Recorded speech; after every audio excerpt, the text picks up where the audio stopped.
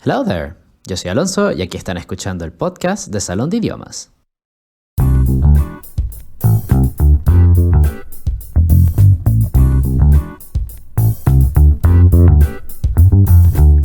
Bienvenidos a un nuevo episodio de aquí del podcast de Salón de Idiomas. Y conmigo, como nos quedó pendiente de hablar un poquito más de esto, está de nuevo aquí Rox para ayudarme a entender un poquito más sobre el Linguaskill que ya habíamos hablado previamente. Welcome, Rox. Nice to see you again. So, as we were speaking in the previous episode, we were just talking a little bit about the Linguaskill, however, just in general terms. Now, today, I would like to focus a little bit more on the speaking part. Yeah, great. Yeah, because actually it's been one of the skills where most of the people coming here needing to prepare this exam, most of them come complaining about either a lower score in this part of the exam or just a need to know how to actually train it. It's been quite a challenge for Linguaskill candidates, yeah. So yeah, that is basically the root of it. I've heard that there's so much controversy. So where do you think that this controversy comes from? Is it the grading method that they use that is quite odd? I guess it is in part. It's partially due to the grading method and scale they might have. And as well on actually who assesses you, right? Exactly. I mean, it's an online exam. You do it from home. And who is there behind, who actually assesses your performance in the speaking skill? So will you please let us all know who this person is? I wish I knew. I wish I knew. And actually, I wish I knew whether it is a person, like a human, or not, because that's another thing. As far as I know, to a very large extent, the assessment is carried out by some, I don't know, call it artificial intelligence or any kind of machine, whatever. So this is actually what makes it so controversial. It's like, to what extent am I really evaluated by a human or by something different? Yeah, exactly. And that is one of the things, I've seen that one of the most meaningful aspects that you gotta take care of is the pronunciation and making sure that on the one hand you are not cutting off words, and also that you sound native. However, what is the native sound that they're looking for? Definitely. I mean, you might be native in, I don't know, from New Zealand and from the UK and from whatever you are from. So that's weird. I mean, what is native? Now, I wouldn't really know here. Of course, indeed, your pronunciation and intonations, they actually appear in the criteria, in the assessment criteria. They're like the first part of the assessment criteria, it's pronunciation and fluency. Okay, and of course you have others like the resources you use, the language resources, that means the variety of words you're capable of phasing in your speech. The management, if you're logic, you're fluent, you're coherent. And then it goes again. Whether it's easy to be understood, right? That's one of them. It's called the overall in intelligibility. Okay, and the individual sound and the stress, the rhythm and intonation. So these are like the gist of the assessment of the speaking skills. Oof. So in simple words, it's just kind of trying to sound as natural as possible. However, that's where at least my personal controversy comes from. Since for me, natural speaking is kind of cutting off words, and how probably people are hearing from me all the time, as I'm using contractions every single time. If I can just pronounce 10 words in just one vowel, then I will just totally go for that. Of course, many native speakers, if you're a native speaker, you're going to contract words. Exactly. And we do it in our mother tongue as well, so it's something common. So it's a little bit quite mysterious, to keep it simple. Yeah, I think it's impossible to keep it simple. But I do have some, I mean, to my mind, in this specific exam, when it comes to the speaking, I wouldn't focus my performance that much on showing off. On showing off, like, okay, I have such a wide variety of passives and of synonyms and of idioms, because you already know like plenty of idioms. I wouldn't focus that much on it. I would, as you said, make it simple, but make yourself understood, right? So how do you make that? Well, don't construct words. Try not to, okay? Especially if there's a machine behind correcting you. Okay, so make it easy for it to understand you. Make the pauses a native speaker makes when actually uttering words and uttering sentences.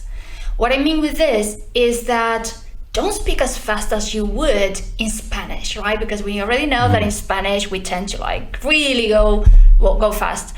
And stress the words, you know, it's like put more emphasis on those keywords you want your the one listening to you to pay attention to. Yeah, it's actually, that's something that you mentioned a couple of episodes before in the Escuela Oficial de Idiomas, that you were saying that one thing about Spanish is that it tends to go in a really fast pace. And it's kind of like with the same tone all the time. That's a bit monotonous, yeah. So, It is. I guess that English language is a bit more, when you hear English, you might think a bit of more of drama. Okay? Yeah, exactly. Yeah, I think as far as I recall, I was saying that there are more ups and downs when speaking. Exactly. And this is the way the pace of speaking is in English, right? So the more similar you do it, okay, the more likely you might be of actually getting a high score in the speaking Linguaskill exam. Being recognized by the machine. yeah, make yourself recognized by the machine. That will be, I think that will be the gist of the speaking exam. We just gotta please the machines. Okay, so would you please tell us a little bit more about the structure of the speaking test? Yeah, of course. So like most of the speaking exams, the first parts actually start with breaking the ice questions.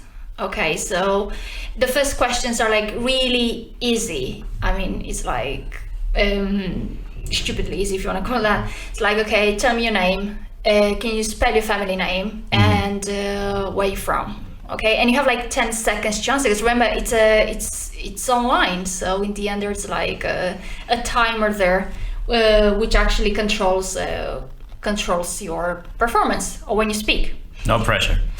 No pressure, all right. Well, at least as long, I mean, you do the exam from home, so that makes it a bit, perhaps you might feel at ease by not having the pressure of actually seeing someone watching you constantly. That can be a bit... exactly. At least you're in your comfort zone as well. Yeah. And what about the second part? Okay, right. Yeah, so sorry, I didn't actually finish. So... Oh, sorry. Yeah, no, but you're right. Yeah, so the first part is like breaking the ice questions. You have like 8 questions. The first ones you have to answer in 10 seconds, and like the rest of them you're given 20 seconds to answer, and they might be a bit more specific, you know, like and a bit off the map, you know, like what kind of art do you like, or what is your daily routine, or can you describe your best friend? Or how would your best friend describe you? You know, so there'll be this kind of improv, breaking the ice questions, the first exercise. Cool. Now, the difficult part, to my mind, goes to the second part, because over here you have to read 8 sentences aloud. Okay. Okay, and you're again are given 20 seconds to read aloud each one of these sentences. But of course, over here, you're going to be assessed. I mean, your pronunciation, intonation, fluency, pace, the pitch of your voice, everything is going to be assessed. Okay, so you have to speak as if you have to read as if you were a native speaker. Okay. So what kind of sentences are these? Are kind of like normal sentences, or are they gonna come up with something as she sells seashells by the seashore, the shells that she sells are seashells for sure? Okay, well, I believe they won't come out with tongue twisters, okay? But that's actually a pretty good example of how to train yourself, okay? Nice. I believe using tongue twisters to train your fluency that way is indeed a pretty helpful resource and a pretty helpful exercise. But they might be like really random not questions. You might encounter questions, but really random sentences. Some of them shorter, other a bit longer. For example, one of them that I picked up from one of our models that we use in our platform and in some of the classes is: Mr. Jones has high cholesterol and Mrs. Jones has gained weight. The doctor told them to start exercising and eating healthier food.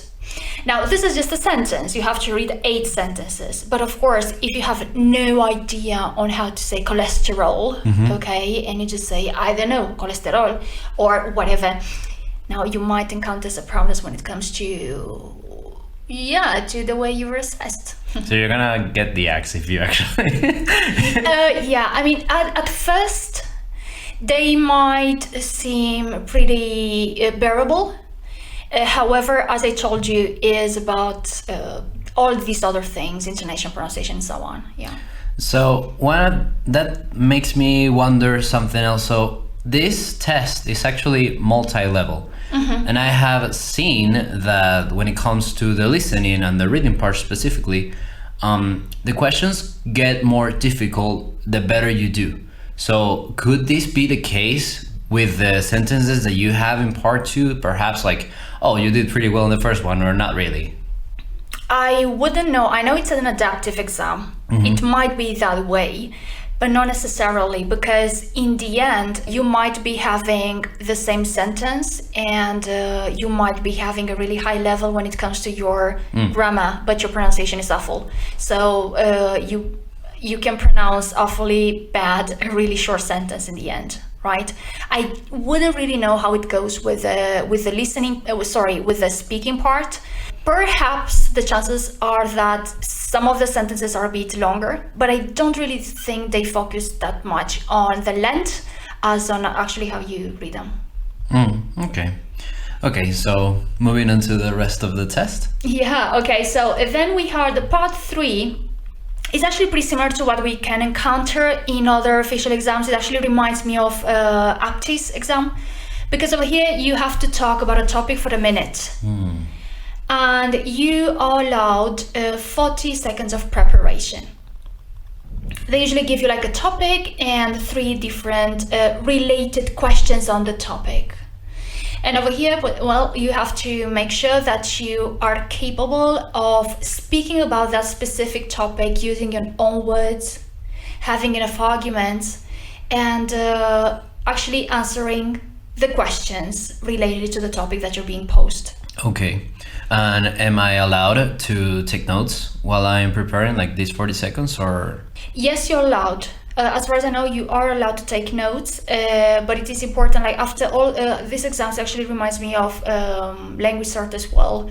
You have to you have to tear apart the piece of paper, and you gotta try it in front of them and then, I don't know, eat it or something like that. Eat it, yeah, that's it. Just eat it and forget about it. Okay.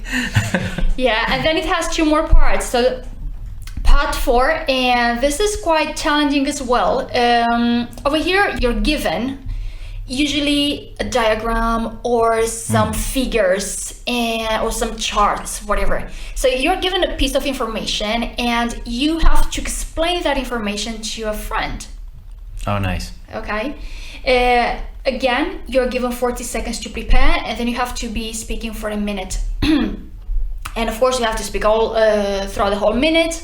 You can look at the diagram or the piece of information now, but the difficult part I encounter here is the ability to synthesize, or the ability to sum up most of the information you're given. Yeah.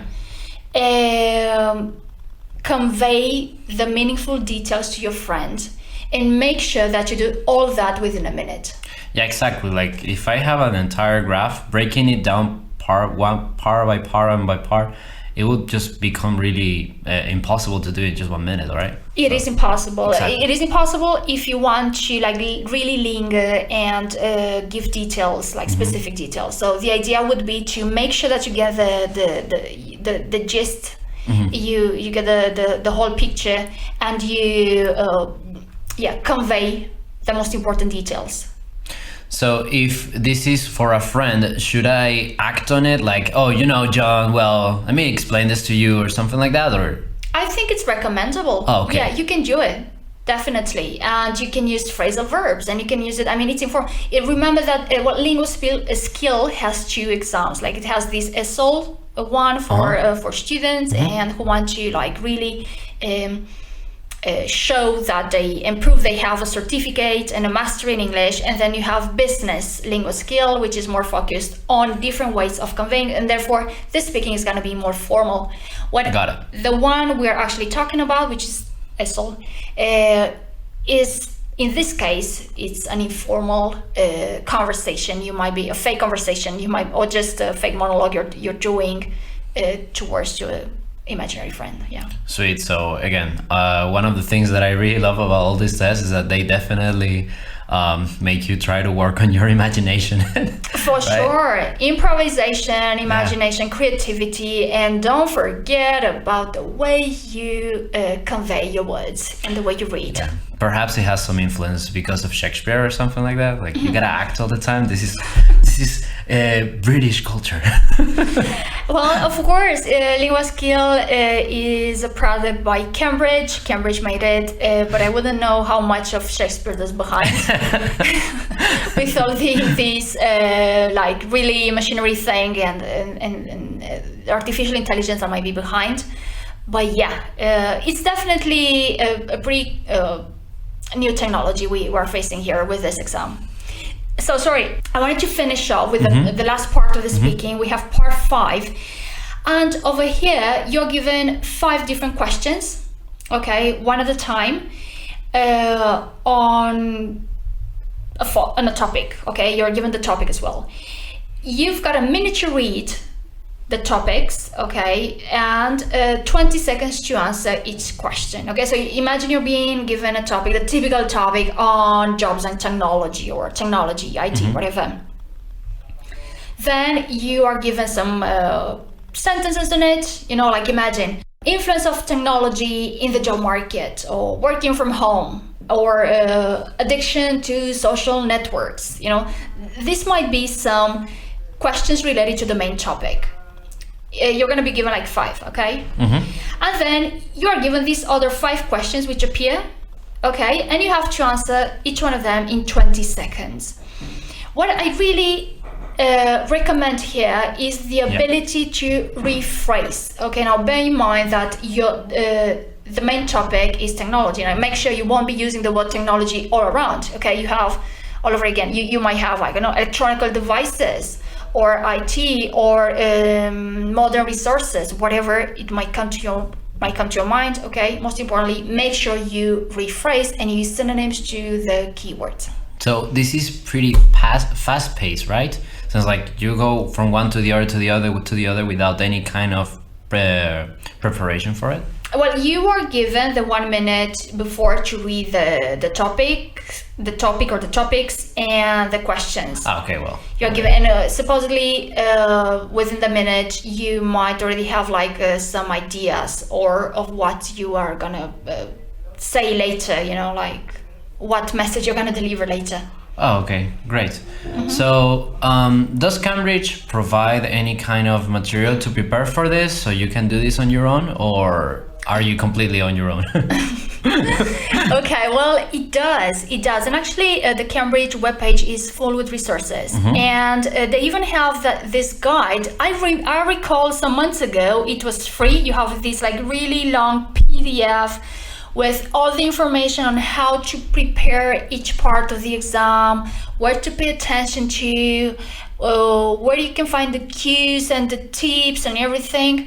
But I believe now you have to pay for it if you want to download it from somewhere else. But the good thing is that it also provides you with this exam you can do online. So it's like a demo, like a fake nice. exam you can do online, and you can see how well you performed.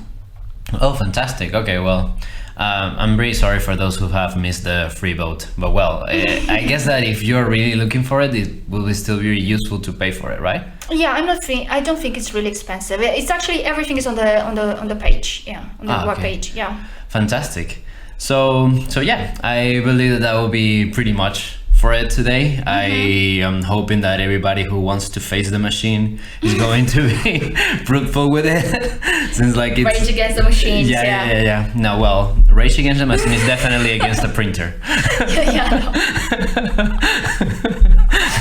Yeah, that's true.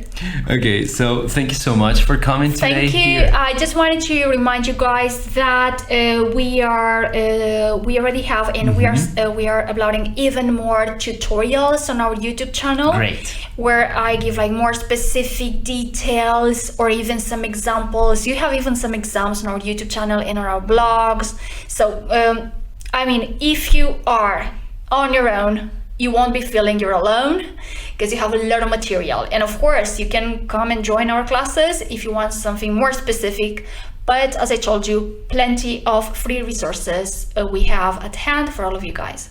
Great. Thank you so much, Rox. And Thank you, I hope Sergio. to have you next time. I think we're gonna see each other pretty much. Yeah. Like in the end, we have worked on plenty of episodes so far, and I have the feeling that we're gonna keep working on. It seems like that. Fantastic. Okay, so thank you as usual. Bye bye. Thanks, Rox. Bye. Bye.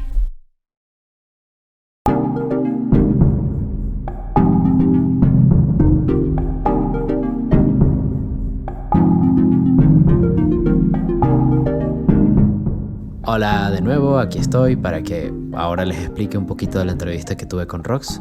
Así que bueno, como nos había quedado pendiente, en el episodio de hoy nos enfocamos en la parte del speaking de Linguaskill, que sin duda destaca de los demás exámenes, pero eso lo explicará Rox en un momento.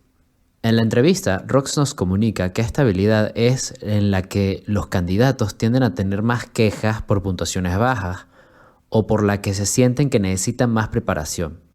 Y es que de hecho genera controversia y Rox comenta que esto se debe a la manera en la que se evalúa.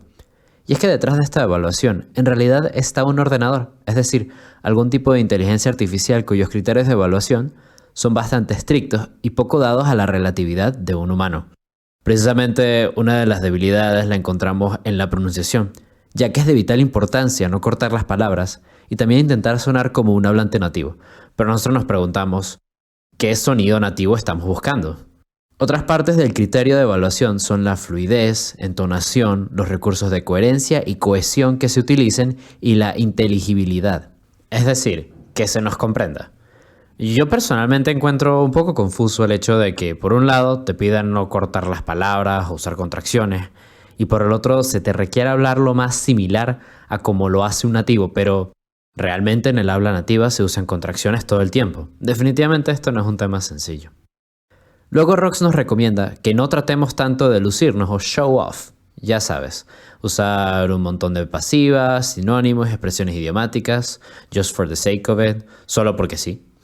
Pues es preferible hacerte entender lo mejor posible. Hacer las pausas necesarias que haría un nativo. Con esto no ir tan rápido como lo haríamos en español, no usar contracciones y hacer énfasis en las palabras que queremos transmitir. Hay que también tener en cuenta, como habíamos conversado algunos episodios atrás, que en español tendemos a hablar con un tono más constante, cosa que en inglés hay que procurar darle un poco más de musicalidad al habla, darle más drama, así lograremos que la máquina nos reconozca. Ahora, con respecto a la estructura del examen, En la primera parte tenemos 8 preguntas bastante sencillas para romper el hielo, breaking the ice questions. Ya saben, ¿cómo te llamas? Si puedes deletrear tu apellido, ¿de dónde eres? Preguntas simples que hay que responder cada una en 10 segundos. Por suerte, hacemos este examen a computadora, sin un examinador delante, así que podremos estar en nuestra zona de confort mientras tratamos de complacer a la máquina. Después de responder estas primeras preguntas, y antes de pasar a la parte 2, se nos dan ahora 20 segundos para contestar a preguntas un poco más variadas, como ¿cuál es tu rutina diaria? O ¿puedes describir a tu mejor amigo?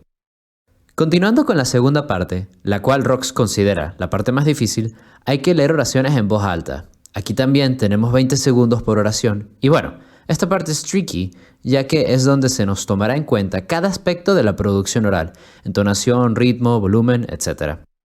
Rox duda que estas oraciones sean cosas complicadas como el tongue twister o trabalenguas, así como el que yo dije, she sells seashells by the seashore, the shells that she sells are seashells for sure. O un poco más lento, she sells seashells by the seashore. The shells that she sells are seashells for sure. Got it? Aunque de todas formas les puede resultar útil para practicar la pronunciación y fluidez. Ok, continuando. Rox dice que estas oraciones pueden ser variadas, más largas que otras y así. Después nos preguntamos si, considerando el aspecto multinivel de estos exámenes, las preguntas subirían de dificultad, no solo progresivamente, sino que también acorde a cómo te vas desempeñando en la prueba, es decir, si son adaptativas, como es en el caso de la parte del reading y listening, lo cual Rox no cree, y de hecho, pensando un poco mejor, los resultados los tienes a las 12, máximo 48 horas después de haber realizado el examen, por lo que dudo que te estén evaluando de inmediato y que el programa que evalúa tarda ese tiempo en darte los resultados solo para, no sé, hacerte sufrir un poco. Anywho, con la parte 3 tendremos que hablar de un tema por 1 minuto donde contaremos con 40 segundos para prepararnos para responder 3 preguntas relacionadas con el tema dado. No solo habrá que contestar dichas preguntas, sino dar suficientes argumentos para explicar nuestra respuesta. Para los que son rápidos escribiendo, en esta parte se les permite tomar notas, pero asegúrense de destruir enfrente de la computadora, recordemos que estamos siendo vigilados y grabados en todo momento, la hoja donde hayamos tomado notas. Siguiendo con la parte 4, se nos dará una gráfica, diagrama u otra cosa similar y tendremos que explicar esta información dada a un amigo. Aquí se siguen las mismas reglas que en el anterior. Tienes 40 segundos para prepararte y luego 1 minuto para responder. Y bueno, la dificultad ya sería en lograr resumir la información expuesta en solo 1 minuto. Esto se nos haría imposible si queremos pasar mucho tiempo en una sola cosa o linger in one part, como dice Rox. Así que hay que asegurarse de captar la esencia o gist de la imagen y poder transmitirla o convey a nuestro amigo. Yo le pregunto a Rox si sería una buena idea actuar un poco la producción, así como si tuviéramos a nuestro amigo al frente. Y ella me dice que sí, hasta es recomendable. Y como esto tiene una connotación informal, estaría genial si usamos phrasal verbs. Esto, claro, es para el examen ESOL, ya que luego está el Linguaskill for Business, que, naturalmente, el vocabulario se inclinaría a algo más formal. Para los que nos han estado escuchando, como habrán podido notar, en estos exámenes hay que tener muy afinado tanto el nivel de inglés como la improvisación, lo cual pues está muy bueno, así también desarrollamos unas habilidades cognitivas como hemos mencionado en previos episodios. Ya para terminar con la quinta parte, hay que responder 5 preguntas, una a la vez sobre un tema, donde tendremos también 1 minuto para prepararnos, pero aquí hay que responder cada pregunta en 20 segundos cada una. Aquí la clave sería el rephrasing o reformulación de las preguntas. Queremos también usar sinónimos para evitar sonar repetitivos. Por último, para los que busquen prepararse por su cuenta, Cambridge tiene disponible una guía que cuenta con una versión demo del examen, la cual, al parecer, estaba disponible de forma gratuita, pero actualmente hay que pagar un poco por ella. Esta información está disponible en la página de Cambridge. Y bueno, para los que prefieran un poco más de ayuda y para enfrentarse a la máquina, aquí en el Salón de Idiomas, como saben, van a tener muchísimo material, tanto en el canal de YouTube como en nuestro website, para toda esta prueba. para el Linguaskill y también como cualquier otra. Así que también, si realmente también quieren un poco más de ayuda, pueden agendar una clase y pueden venir a nosotros que los ayudaremos con todo gusto. Y la verdad es que creo que eso ya sería todo por hoy. Ya terminamos, así que espero que les haya gustado y los veo en un próximo episodio. See you next time. Bye.